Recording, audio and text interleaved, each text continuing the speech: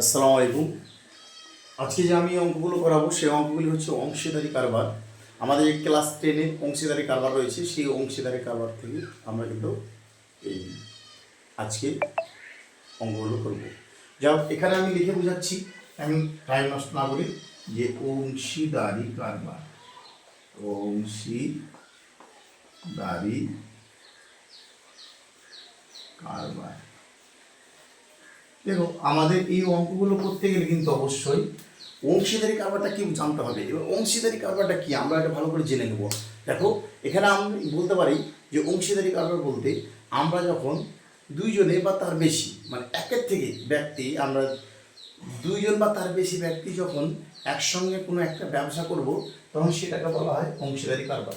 যে মনে করো আমরা সমাজে কি, আমরা এখন বাড়িতে একটা ব্যবসা করতে গিয়ে একটা হয়তো কোনো একটা মুদিখানার দোকান খুলি, তো মুদিখানার দোকান খুলে কী করলাম, বা মুদিখানা না বলে আমরা বুঝি এখন সমাজে কি লিট্টি পেঁয়াজির হয়তো দোকান দিই, তখন ওই দোকানটাতে কী হয়, দুইজনে হয়তো ভাগ করে দিই, হয়তো দুইজন দিয়ে দিই একসাথে, যে চল আমরা দুইজন একসাথে দিই, তুমি করবে পেঁয়াজি বানাবে আর আমি হয়তো এই যে যাকে আমরা বাঁধে মাসে কি যে ছটপটি বলি এ বানাবো। তো এই যে এই দুইজনে একসঙ্গে ব্যবসা করবো বা তিনজনে একসঙ্গে ব্যবসা করবো, সেটাকে বলা হয় কি বলো, অংশীদারি কারবার।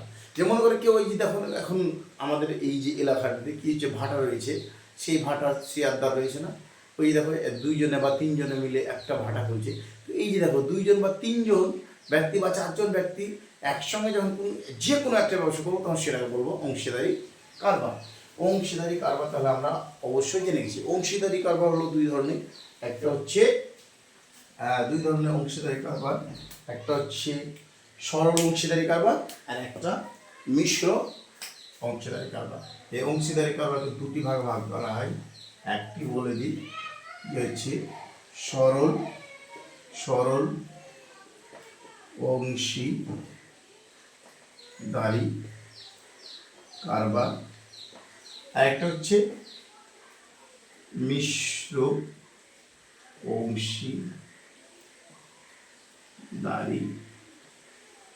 কারবার।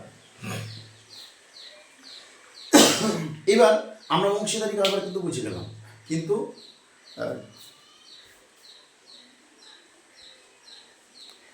আমরা অংশীদারি কারবার বুঝে গেছি। অংশীদারি কারবার হচ্ছে দুই ধরনের, একটা হচ্ছে সরল অংশীদারি কারবার, একটা হচ্ছে মিশ্র অংশীদারি কারবার।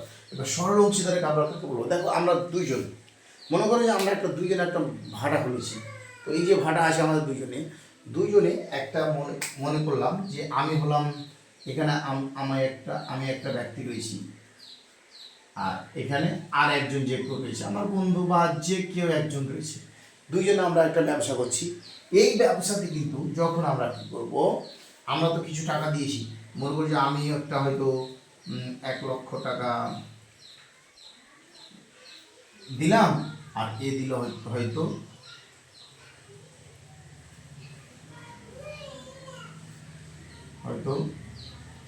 2,00,000 টাকা। তো দেখো, 1,00,000 টাকা আর ও দিল 2,00,000 টাকা, আমি দিলাম 1,00,000 ও 2,00,000।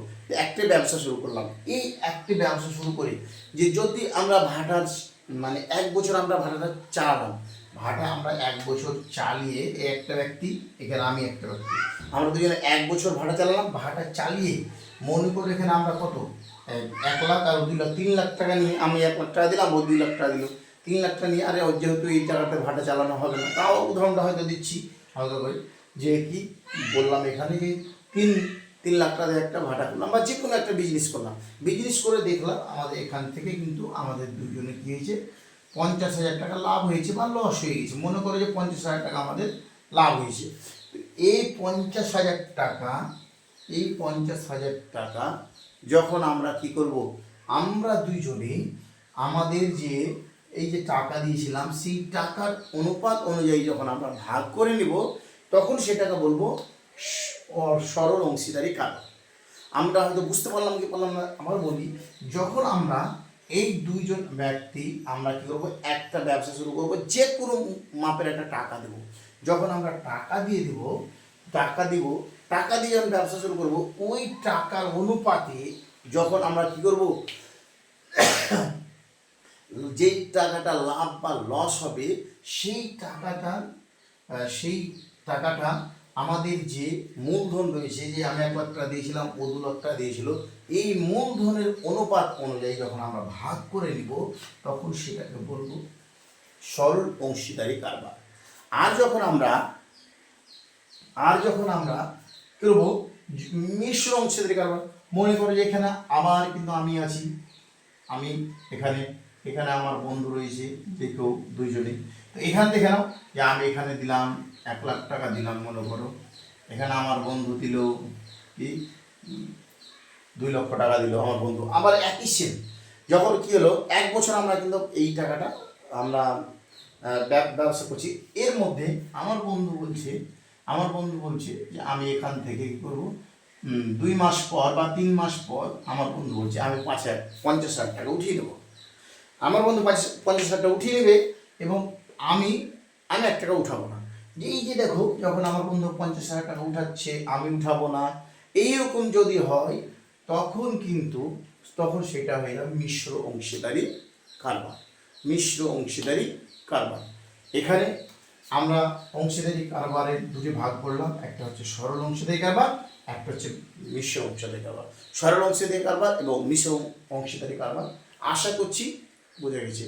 যদি আমার ভিডিওটি ভালো লাগে, এই অংশীদারি কারবার থেকে যে বেসিক যে হালকা করে করালাম সেটা যদি আপনারা বুঝতে পারেন, তাহলে আমাকে এই ভিডিওটা আমার লাইক করে এবং কমেন্ট করে আমাকে এগিয়ে নিয়ে যাবে।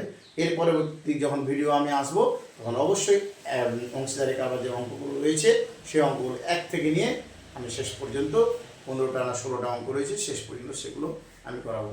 Thank you.